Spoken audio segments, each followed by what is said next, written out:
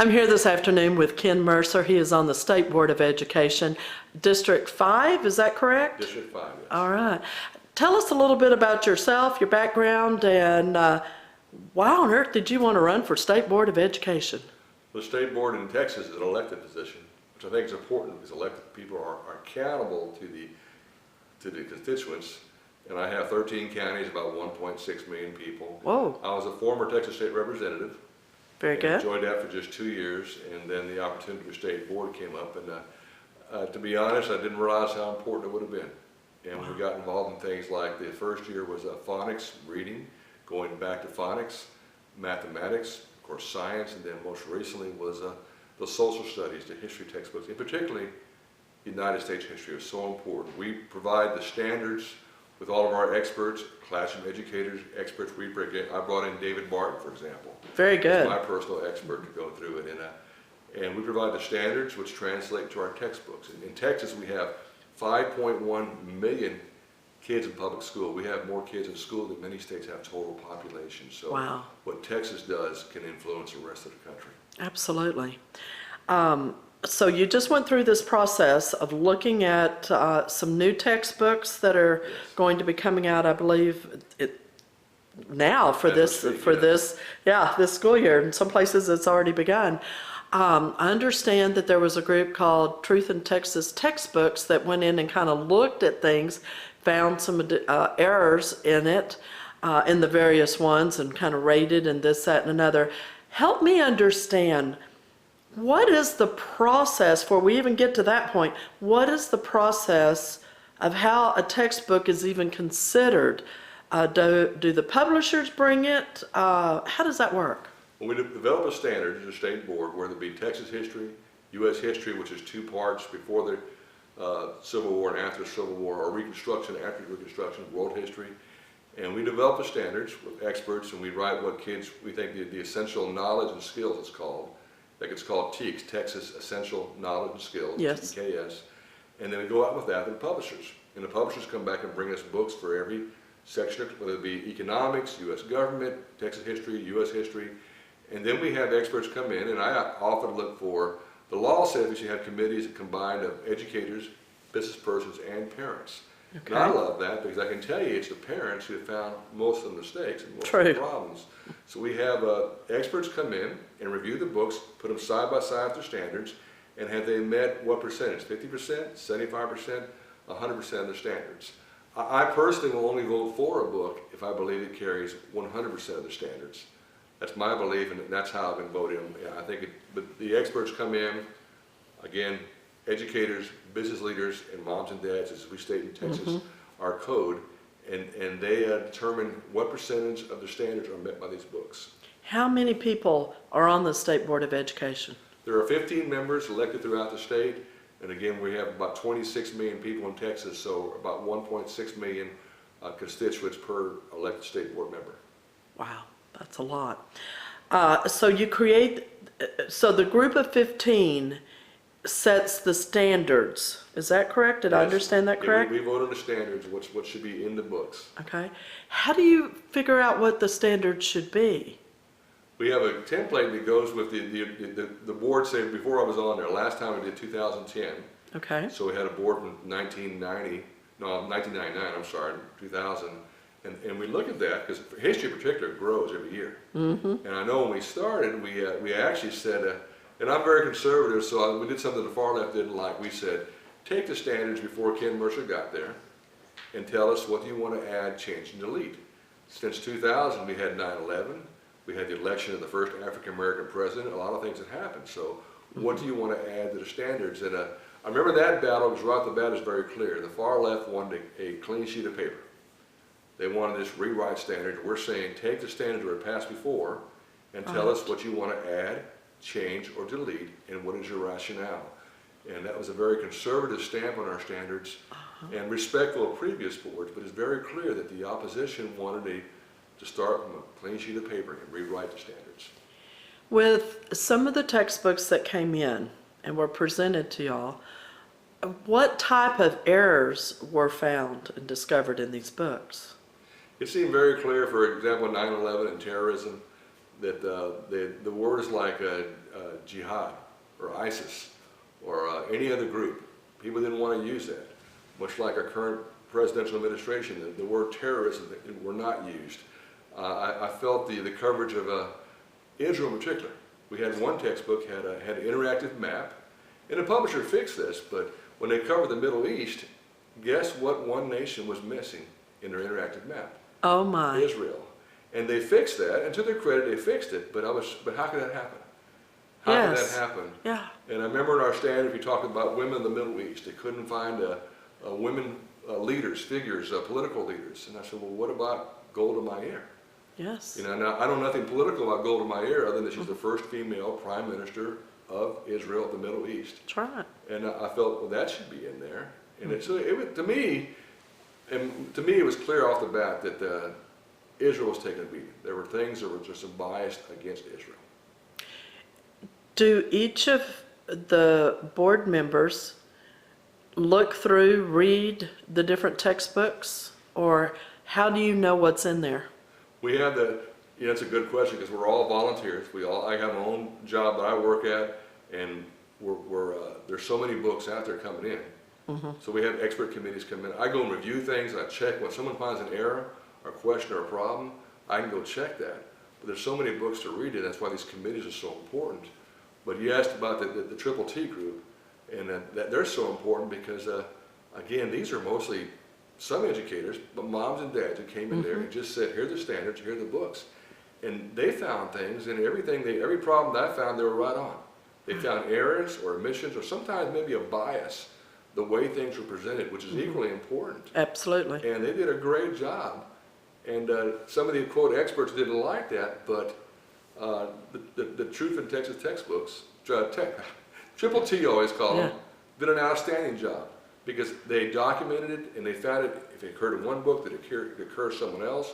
That if this happened in World War II American history, that it also happened in U.S. history, in European history or world history. Just a great group. I really applaud what I call the normal citizens who weren't classified as traditional experts, right? Because they're the ones that came in without a bias and they found factual errors. Yeah. All right, you're mentioning committees. Does each district have a committee that does the reading for them, or what distinguishes the committees, and how are the people selected to be on the committee? If people write in there, and every board member, myself, I'm allowed saying who is applied to be an expert or a reviewer on Texas history, or economics, or government, and I have people to come across. I get resumes coming in there, and I get to choose people that I want, people that I would prefer, and 15 members. You know, there's 5 Democrats, 10 Republicans. It's pretty in all parts of Texas. It's pretty diverse in the people we choose. So we have an opportunity to have, I believe, up to 15 people, one from each district, representing us to review every section. And then with that, of course, every book that does Texas history, the same group can review that book. Wow. So when they review, they're doing that against the standards that y'all have set forth for them. Exactly. Do they do a rating system, or how? Or do they just totally disqualify a book because it didn't line up? It's a great process in Texas because they can say, we found these errors, and the publisher has a chance to respond to those. If they agree it's an error, if they're going to fix it, if they don't agree it's an error, why? And then we have to determine, of course, the publisher wants to be published. So if there's a problem or concern, like for example, in the area of terrorism, where they're not using the terminology, they most likely will correct that because the bottom line is they want to sell textbooks. But we just want truth. We want truth in our books. I always say that as a conservative, I want education. My opposition wants indoctrination. And I find it's kind of a problem because some of the bias to me, and my friends in Triple T, I say my friends now, hopefully my friends, because they've seen some of the same bias that I'm not crazy. The things, the way they're written, the way they're said, the way they're presented, is a bias. From what I understand from you call them Triple T, Truth in Texas textbooks, the omissions or errors or whatever the case might have been, they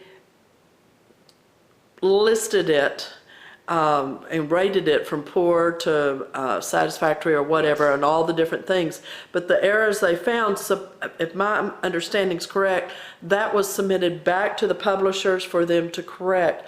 Do the publishers have to correct the errors that have been discovered before they publish the books? Yeah, they have to respond to the issue. In fact, you mentioned the keyword omission.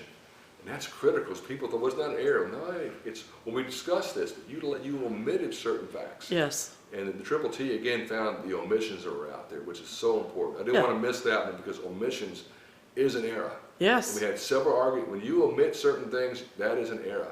But the publishers have a chance to respond back, and I get to read all the response. So the neat part is I get to see every book, every reviewer, and what the concern was, and a response to the publisher.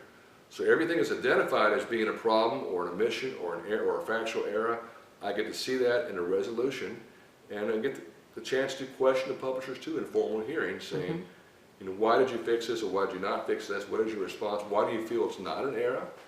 Yeah. And then if I feel, you know, the publishers do respond.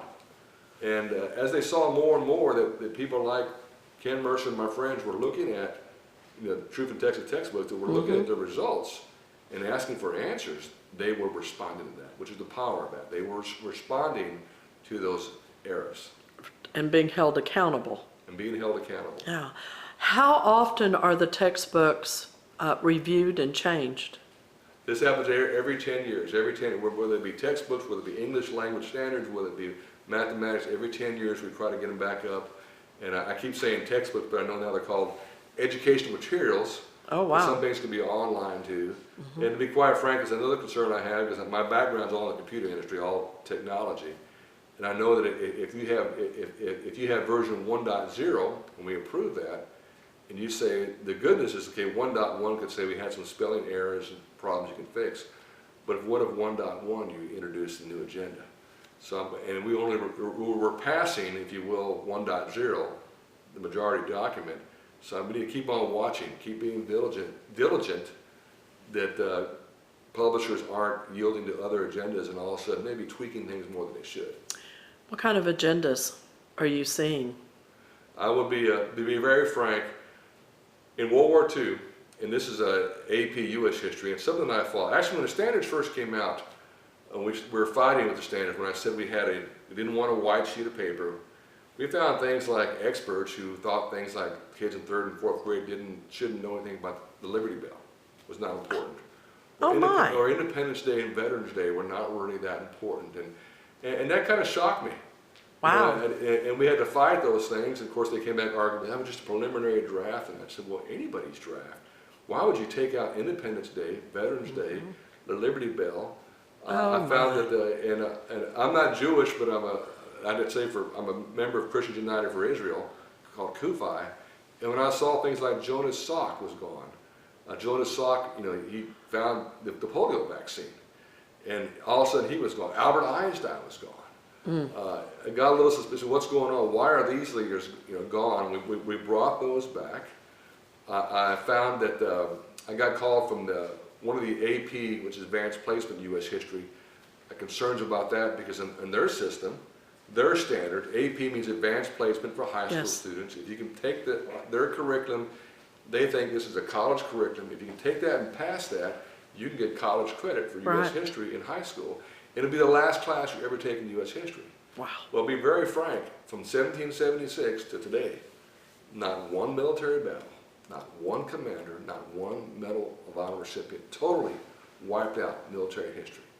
The Founding Fathers, you talk about agenda, the Founding Fathers from that group, the only Founding Father mentioned in their standards was George Washington, and only mentioned on his last day, his farewell speech, after he served 8 years as president. So, and then in World War II, this is the biggest example of agenda.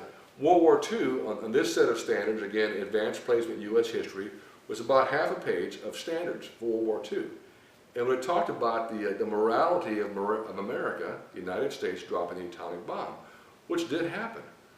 But every other battle, whether it be Midway, whether it be Iwo Jima, whether it be the Death March of Bataan, whether it be D-Day, was gone. In fact, the biggest agenda item was they left out the liberation of the Nazi concentration camps because they left out genocide in the Holocaust, the murder of 6 million Jews. How can you do that and talk about World War II? I mean, that is just crazy. Wow, that is absolutely World War hard II, to so when imagine. people talk about World War II, they talk about the Holocaust, 6 million Jews, 3 million others. But the agenda didn't stop there. I got a call from the Holocaust survivor, other groups, and complained that also not just advanced placement in high school for U.S. history, but World War II and European history advanced placement also left out genocide and the Holocaust, and then world history advanced placement. So here's college professors develop standards, U.S. history, world history, European history, 3 different groups, and all 3 times when it came to World War II, they left out the Holocaust. So to answer your question, yeah, to me, I don't think that you would not see the word stupid on my forehead. That's not somebody's mistake, that's someone's agenda. I totally agree. With every year, as you commented earlier, history gets larger. History is added to. In our lifetime, think of all the things that have been added to history, from the moon to, well, gee, everything. It seems like it's happened. How is it decided what gets added? And does that mean part of what we know as history has to be removed to make room? That's a good question, because I had friends tell me when they were in school in the 40s and 50s, they had 1 year in U.S. history. Now we have 2 years before Reconstruction, after Reconstruction, and there may come a time when we have to have 3 years, or maybe a third time in a civics or current events. There are just so many things. I remember questions like land on the moon, which to me is an example of American exceptionalism. Yes. Jonas Salk, the polio vaccine, I mentioned that earlier because in the 1950s, the 2 greatest fears were the atomic bomb and polio. And when the U.S. had the polio vaccine, we didn't make a dime off of that. That was our gift to the world. Polio was so bad. My example of American exceptionalism again. But we found that in those stories of history, I believe that history is a story to tell well. You tell the good and the exceptional, and the bad and the ugly. Yes. And to be honest, we're one of the few countries that will allow you to discuss the bad and the ugly. Yeah. But unfortunately, the agenda out there, and I've had too many college kids tell me, I was on the LA Times interview and KABC radio, and they asked me, why are you so concerned? I says, because too many college kids are telling us that their semester in U.S. History 101 is really, quote, I hate America 101. Whoa. And that breaks my heart. This is how, so they're not telling the good and the exceptional. You hear them yell, they don't believe in exceptionalism. So that's at the university level? The university level, which is trying to translate into what we have in our classrooms, which is what the big battle is. They believe it's only a story of bad and ugly. And what I would consider what you call a mission, that's censorship. You're censoring the good and the exceptional in favoring only the bad and the ugly of America, which is not a true story of our history. Ken, how do we turn this situation around? Because our history, our heritage, all of that is so vitally important in order for people to know who they really are. That's right. And who we are as a country. And one of the things we've lost so much is patriotism, our heritage, respect, all kinds of core values that we once had so strong. Is there a way to turn this around and recapture what we've lost? Well, that's a great question. I wish I had the best answer, because I've seen it over and over. I've seen recently we had a university in California that wanted to ban the American flag because they thought it was offensive to some people. In terms of free speech and being able to debate. Yeah. I remember after 9/11, a lot of people had flags in their windows and dormitories. Yeah. And some colleges came out saying you couldn't put American flag on your door because that was offensive to other people. So, you know, what do? We have a great story to tell. We have so many great stories. But again, we tell the good and the exceptional and the bad and the ugly. It all comes together, but we've always beaten the bad and the ugly. We've always gone good and exceptional. We have an incredible history. I mean, my comment is always that I look at other countries. When I looked at Iran, what was happening, people running away from the ISIS groups, whatever. Yes. They're running not away, but running to the U.S. flag. Right. For protection. They knew Yeah. whatever country they was, that was a flag that was going to protect them, give them medical food, give them food, medical supplies, shelter. They ran not away from our flag, but to our flag, which is probably the deal breaker or tiebreaker. There's people that are, the comments now about those coming across the border, illegal immigration. And I know there's a lot of people who are not innocent, who are evil, who are involved in drugs and the sex trade, but there are a lot of innocent people trying to come across. And I would say those people coming across are running not away, but running to the U.S. flag. They're trying to get away from drugs and gangs and other kinds of violence that's out there. And they see that. So people understand what our flag is supposed to stand for. It's not perfect. It never will be perfect, but it's probably the best example of government we have in the world. Yeah, the Constitution that's being destroyed little by little. Yeah. That's ultimately what they're looking for, is that those freedoms and rights that they didn't have in their other countries. Yeah, the right to become a citizen, and with a citizen, the right to participate, the right to vote, to run for office, all those things in our Constitution, which is done through, we are a very generous country. We have almost 1 million people a year who come here legally to immigrate. We are probably, I would like to see the stats. I bet you we're probably one of, if not the most generous nation in the world in terms of legal immigration every year, but you never hear about that. No. But we have a great story to tell. Yeah. But it's not a perfect story. And again, we tell all sides of it, but some of our opposition believe it's only bad and ugly, and that is censorship. That is omission. That is censoring American history. Yeah. How many years have you served on this State Board of Education? This will be completing my 8th year on the board. Been there 8 years. So are they 2-year terms or 4? They're 4-year terms, but when I came in, they redrew the maps, so they had to, when we redraw the maps, your district had to run again. So I actually ran, I think, 3 times in a row every 2 years. This last term is finally 4 years, and then the term coming up will be 4 years again. Okay. And So you are running again. My intention is to run for one more 4-year term. It's a tough job because we have when I was a state representative, I had 150,000 people. I had 2 full-time offices. I had 3 full-time workers for me. I had a lot of things going on. Support. But when I was as a state board member, I have 10 times as much. I have 1.5, 1.6 million people. I have no staff. My office is my home and a place to sit when I'm in Austin. So not complaining, that's the reality. We don't have people don't know, as state board members, we don't have a pension, we don't have a salary, we don't have a personal staff. We have a state staff of 3 people who are wonderful. We don't have a personal staff or a personal office. So and yet we're so involved, and there's so much going on. And but I wouldn't change it. It's just, as we started, I never would have guessed how important the state board was going to become. How often does the board meet? Is it an annual deal, or what kind of, how's that function? We meet at least 5 times. We have 5 4-day meetings, 3 or 4-day meetings every year, sometimes more. We have other meetings too, because we're also on a permanent school fund, which I'm a member of here in Texas. It's the largest endowment in the nation the second largest endowment next to Harvard at $33 billion with a B fund. And we use that money every year by Texas law.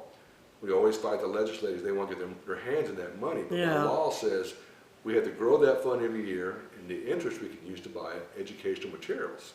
And every year now, taxpayers don't know, the committee I'm on, we produce between $600 million to $900 million every year to provide free textbooks. The law is that every kid in Texas have free educational materials.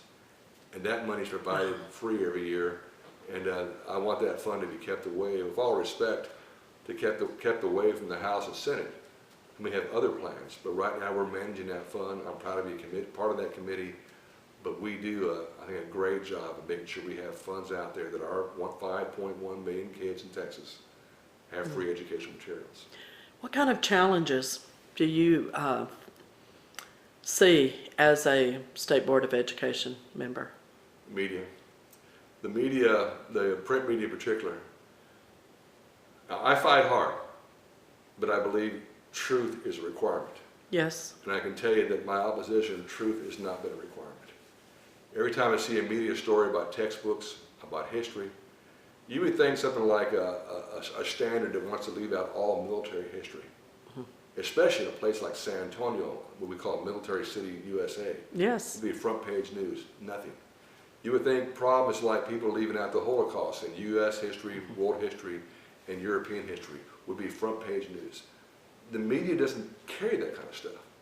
But there's some of the stories that come out, I guess I become a little flippant. I tell journalists, why don't you practice journalism? You know, you hear these stories and you reprint the press releases of the far left. You haven't read, as you mentioned, the standards. You haven't even read the textbooks. Mm-hmm. And these stories come out and they go statewide, they go nationwide, and they're just a repeat. I always say, you're just doing someone's fundraiser. You know, some far left group, their fundraiser. But it's just so often not true or slanted in such a way. I'm just shocked. That has been probably the biggest fight we have, getting the truth out there and trying to think what's really happening in Texas. And okay. it is a shock. The media will just, and they'll develop a story for a couple months, and they put it out there. So we're way behind. We're all volunteers. And we hear the story, and I research it, but they just go on and on. And the story recently about textbooks in the news about slavery, about Emancipation Proclamation, which were all untrue. But I noticed they didn't quote one book, one page number, but they said it was all true. And when you ask that, what book are you talking about? You know, what book, what publisher, what page, what course, they can't tell you that. But it's all true. And could that be an agenda again? I'm sorry? Could that be an agenda situation again? Texas has got a reputation of being conservative. We allow participation. We don't just have, quote, the classical experts who might be the America haters. We invite parents, military, business leaders to be involved in the process. And again, parents in particular are the best ones at finding either errors or omissions. And they don't like that. They have a hard time saying, you have these experts coming in. I had David Barton, he's one of my personal experts. And the question was, what's his PhD in? We didn't have a PhD, but probably the most renowned and respected expert in America. Yes. And probably one of the most hated by the far left. Yes. Because David Barton brings in facts. He has the actual material, the actual books, actual documents. He doesn't tell you what Ken Mercer said that Thomas Jefferson might have said about his wife. Right. He has the letter from Dolly Madison, the letter from Martha Washington, the letter that James Madison wrote his wife during some of the hearings we had. You know, actual things being said. We used to always hear primary source documents. Gosh, how about that? Yeah. But he's incredible. But I was attacked for having him as my expert, but it was the best choice I ever made because he found things out there and was very clear and quoted chapter and verse. And it wasn't someone's opinion. It wasn't Ken Mercer quoting a professor from the University of Michigan who quoted a professor from UCLA. Yes. No, it was actual source documents, what our founders said, what a military leader said. David Barton, I'm just a big fan of what he does. Absolutely. Carrying on a conversation with him is just phenomenal. It's like having a history book just speaking to you because of his wealth of knowledge. Isn't that true? And that is definitely his calling and his destiny that God purposed for him and all. So media seems to be the biggest challenge. Do you find that they tend to do sound bites or things like that, or is it creating stories? That sounded a little bit what you were referring there when they cannot quote their sources. I think that create stories that get sound. They just take, in my opinion, this is my opinion, I have a right to that. Yes. They'll take the press releases of the far left and just repeat them and repeat them. When I grew up as a kid, the print media in particular was almost the Bible. If it was in the paper, it was true, right? That's right. And that's not true anymore. No, and you not at read all. things, and people call me all the time. Conservative friends call me. What are you doing? What are you thinking? And I say, you read that in the paper, right? Or Facebook. Oh, yeah, right. But they read those things, and the media's lost a lot of credibility. And that's why my comment is, how about old-fashioned? How about practicing a thing called journalism? You know, researching their story, looking at the facts, looking at the standard, looking at the books, interviewing people who were on the committees. Yeah. What did they find? Because you know what? If I want to sell papers, the things I shared for your audience today would sell lots of papers. They're great stories right there, but that doesn't fit their agenda. Yeah. Doesn't fit the conservatives. It fits ours. Conservatives found they left out all military. Conservatives found that they left out the Holocaust in 3 different curricula. Yeah. I mean, those are great. Those are stories that everyone should be outraged about. Yeah. But Absolutely. because conservatives found it, you don't hear about it. Yeah. You were talking about the state board having 15 members on it. What's the mix, Republican, Democrats, with this particular board? There's 15 elected officials, all elected. Currently, there's 5 Democrats and 10 Republicans. And what the media describes, they describe me as what they call the one of the 5 social conservatives. That the Republicans are split. There's 5, and I don't think it's quite fair, as I have people that vote different ways. They claim that there's 5 Democrats, 5 Republican moderates, and 5 conservatives. Obviously, on votes, when I lose an important vote, is because 2 or 3 of my friends got pulled off with the Democrats. The Democrats typically, they know their agenda, and they keep that agenda, and they vote together. They vote as a block of 5. That's just what happens. Yeah. But they can peel off 2 or 3 Republicans also, and the vote is 8-7. So are they getting peeled off by lobbyists, or who's peeling them off? Well, that's a good question. You have to ask them why, because there's a lot of issues there I think are pretty clear. There's times I'm surprised I have to argue things. I'm real surprised that there's even an argument.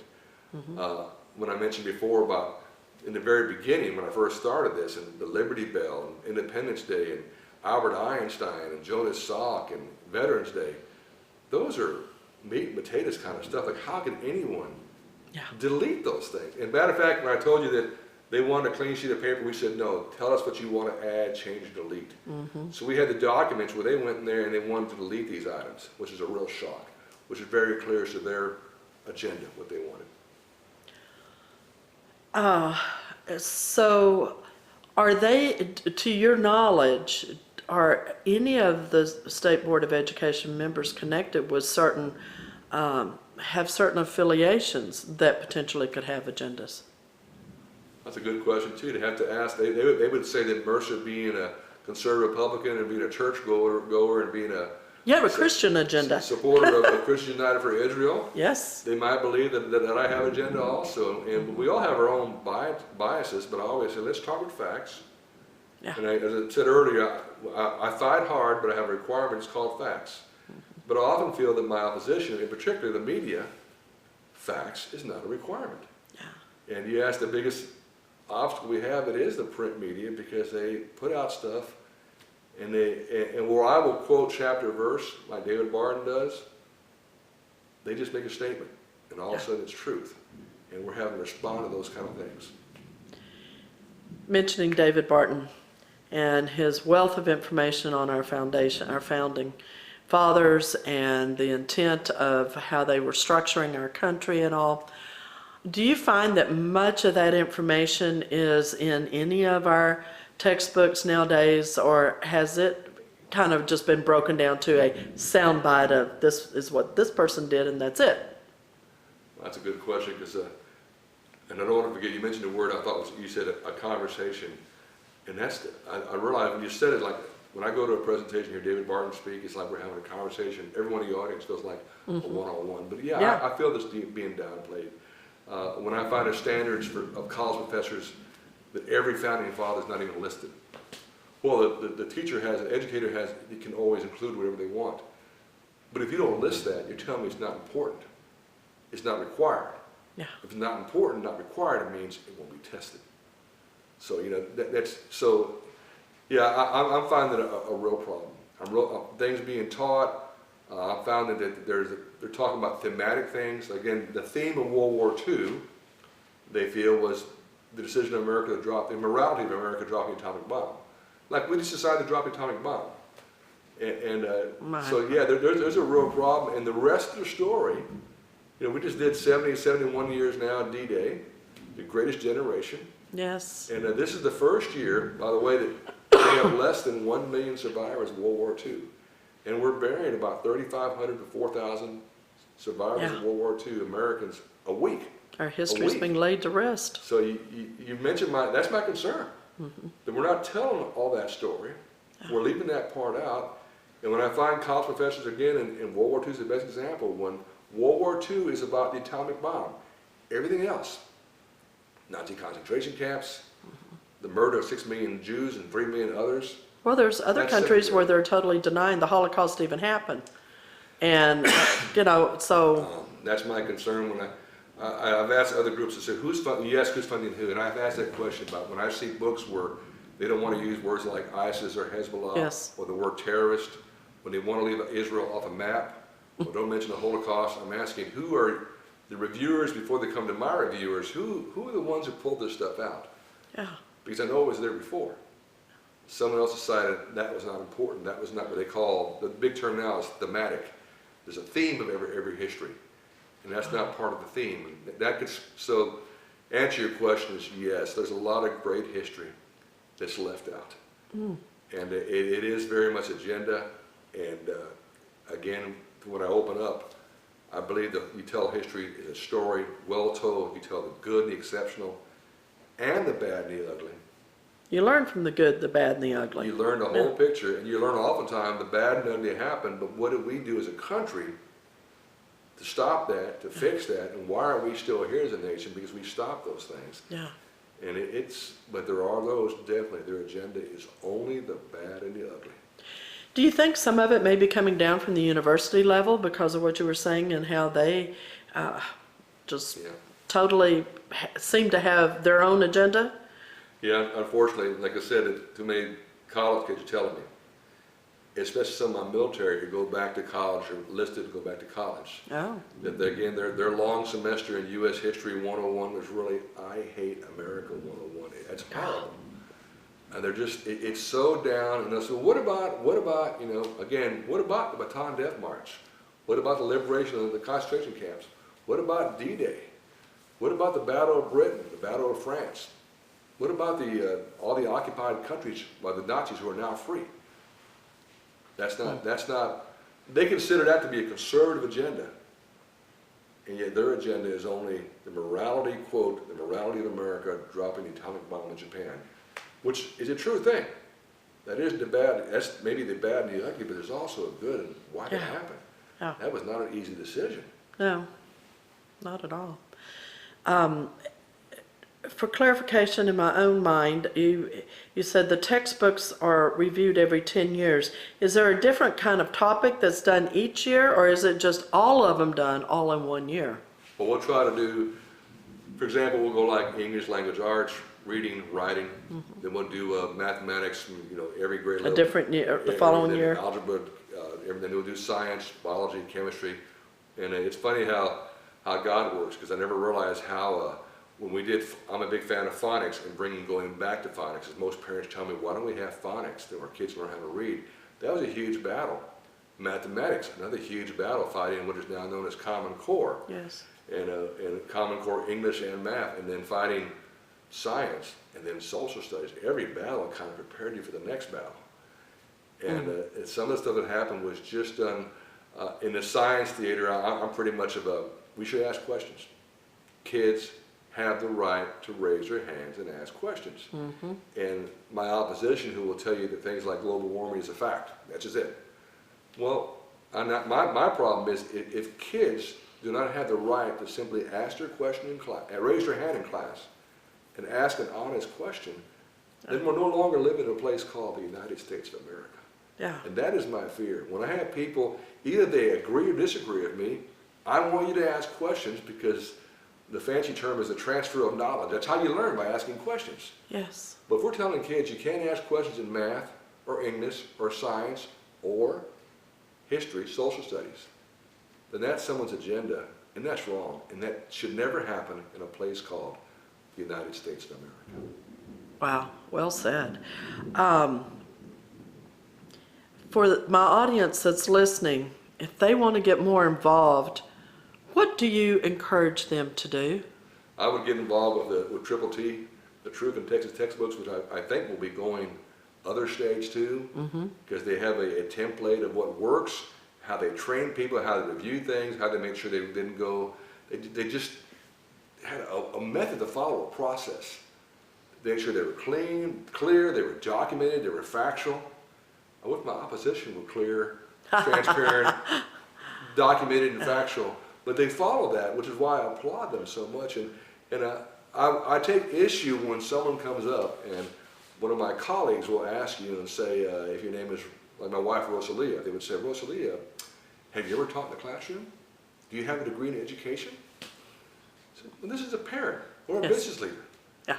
And they ask those kind of questions to intimidate people. We heard it over and over at state board, and I really become upset about that because these are, as I always say, these are not millionaire lobbyists in $1,000 cowboy boots. Okay, these are moms and dads who came across the great state of Texas on their own nickel or dime, paying for their own travel, own hotel, own meals, Yes. and they wait all day for a chance to talk 3 minutes. They get to talk 3 minutes, unless someone like Ken Mercer asks you questions, you get to talk more.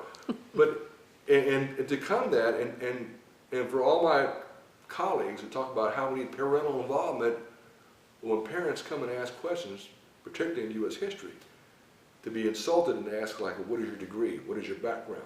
Have you ever taught in a class? No, this is a parent, and I found that I believe that this to be an error.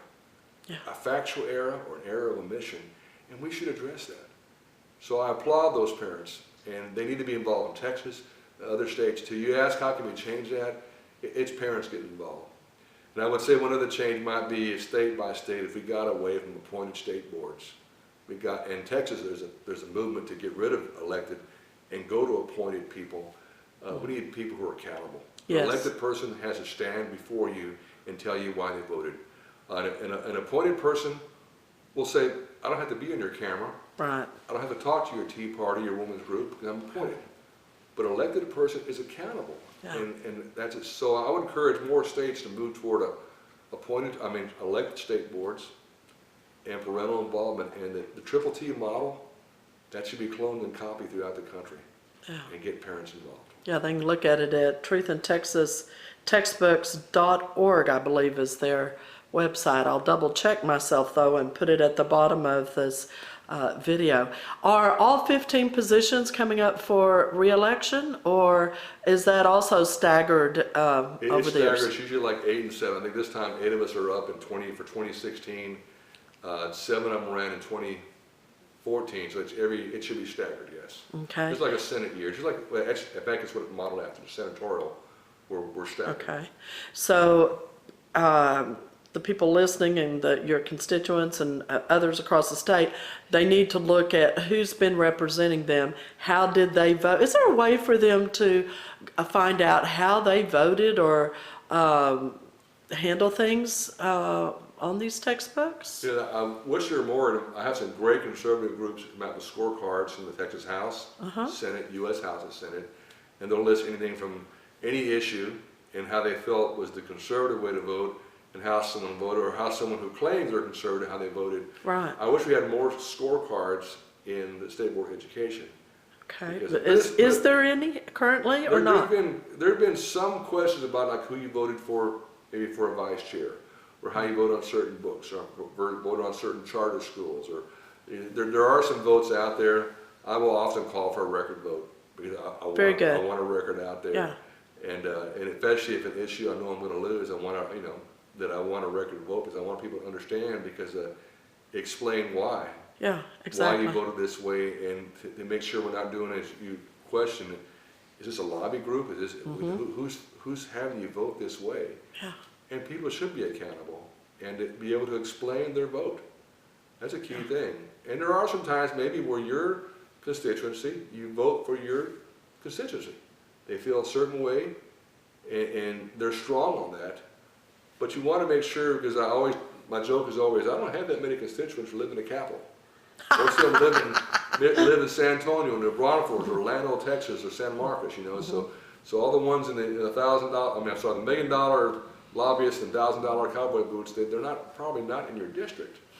So make sure you're supporting your district. Yeah. Is there any closing thoughts that you'd like to share? Anything come to mind in particular? It's hard. I have a wonderful wife and family, and I'm sure my friends too. As conservatives, we get beat up. We get attacked a lot. Our names are thrown around the paper. I know just for example, the local paper, San Antonio Express News, criticized me a lot by name in their editorials, and they'll call me every time I'm up for election. You'd like to come to one of our unbiased reviews. Oh yes. Who we're going to endorse, and my wife knows that my joke is always, I've never been endorsed by the newspaper, but I've always won. So yeah. So, but I would considerably, pray for those people. Like myself, I don't mind asking for prayer. It's hard. Yes. When I see stuff on TV or in the paper or somebody's new website going, and it's tough because I'm a dad, I'm a husband, and I get hit and get attacked. And you realize these people have power to print out a couple 100,000 pieces of newspaper or whatever else, or be on TV. I'm by myself. And, Yeah. and if I'm wrong, tell me I'm wrong. But the problem is usually I feel that I know that I'm right, that someone had a different agenda.